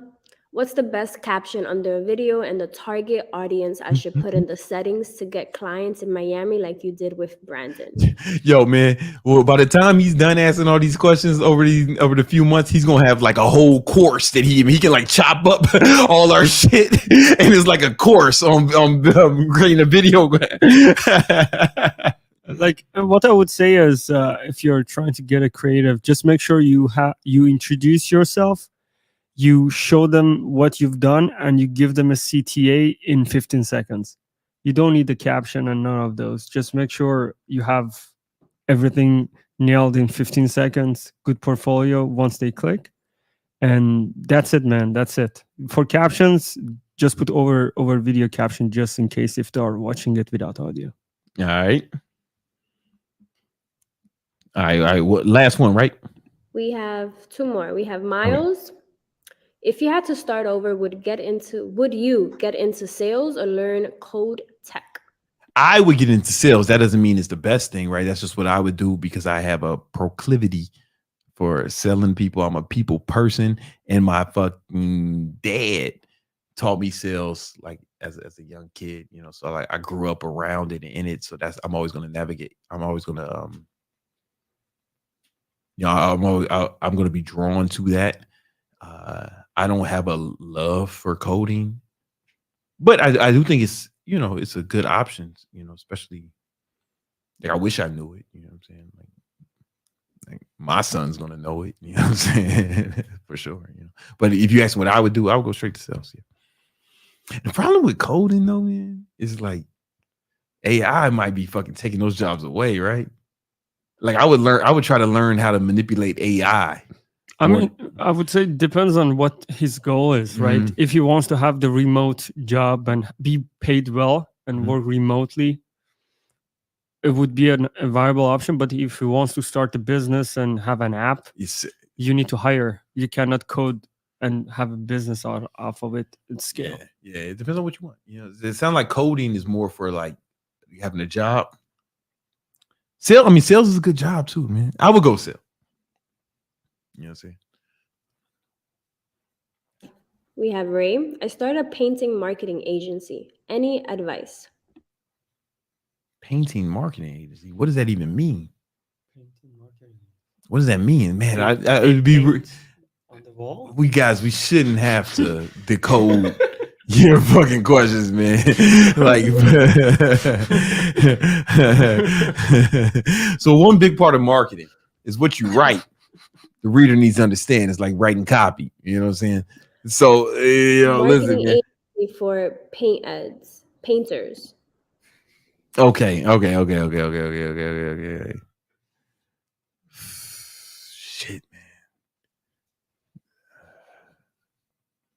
Listen, I don't know a lot about painting, man, but it sounds like from what all the painters I know, they don't have a whole lot of money. So unless you got like a real like love for that niche, I don't know if I would fuck with it, man. I have never met a fucking rich painter. I'm not saying they don't exist, but I have never listen, man, starving artists is what I know. Motherfuckers who like to paint, you know. Yeah, the only people who would pay for that is like people who are like painting buildings, like industrial painting. It wouldn't be like artists, and some artists make money. But I don't think it would be artists, right? I don't know enough about that. I gotta just say I don't know this one, man. I've got on sales calls with them. They don't have money. They don't have money. Yeah. I don't know them. I'm saying I don't know, but my gut is telling me that they broke. And so you should fix something different. We have Eric back. He's Bryan, back. this is the Coast Guard's men. What kind of remote sales job do you recommend starting out? I want to make my parents proud if I don't get my real estate license. It doesn't matter. Like you can find anything, it's weird, man. I don't know it's like I talk about how sales is great, but I don't know how to get a remote sales job because I never like had one. I've just hired people for it. But I only hire people who went through my program because they know the product better and they've had success with it. So they're like, they come in with a lot of conviction. They just don't want to run a business anymore. Oh, I started my online fitness business, but I really just want to do sales. That was my favorite part of it. So they start working for me, and all they got to do is sales. But some of them, all of them still have their own online fitness business. I know Chris, man. Chris makes more money with his online fitness business than he does selling for me. But he still does a great job. He does a fantastic job. So I don't know a lot about how to get that job. I'm gonna be honest with you, because I never had it. I've only fucking been the employer. That's something I can look into. I probably should look into that. Yeah, it's probably a video. All right, I probably have to ask around. I don't want to just make some shit up. All right. And we have Joey. Thoughts on paid page promotion to grow Instagram? Yeah, it works. If you got the bread, it definitely works. You just got to make sure it's targeted. You want to make sure you vet the pages to make sure they're targeted, make sure it's mostly people who live where your customers are, and make sure that they have that their followers are your potential customers, right? Because a lot of these pages, they'll have like millions of followers, and it's all like motherfuckers from India and shit. And I ain't shitting on Indians, right? I fucks with that. I fucks with all of Asia. You know what I'm saying? I fuck that whole region, man. Y'all doing your thing, man. My homie, Mahinder from Chicago. Shout out to him. I was at his arranged marriage. Shit was lit. But typically people in India aren't the most financially abundant, right? So if you have a page full of Indians and they start following you, you get some good engagement, but you might not be able to turn those into, it might not be as easy to turn those into dollars, right? Because, they doing tech support for Uber, man, for the cheap, it's cheap. Because when you call an American company for support, they pick up getting paid like next to nothing because it's cheap over there. Yeah, so you just want to make sure that they're fully your right followers. All right, guys, this has been another episode of that Victory Talk. The episode was off the rails a little bit, but I think we landed the plane. You know what I'm saying? There's some turbulence, but I think we landed it, man. You know what I'm saying? We do this every Tuesday and Thursday at 7 p.m. I had like a lot of shit I wanted to cover today, but the beauty of it is I can cover it next week. You know what I'm saying? 2 days. Oh yeah, on Thursday, man. We'll be on Thursday at 7 p.m. Let's get into it. And I know we'll be on time this way because I already prepped for it. I got I did it today. Yeah, I had like 2 other videos ready, man, but we're gonna bust them out tomorrow, Thursday. Let's get it.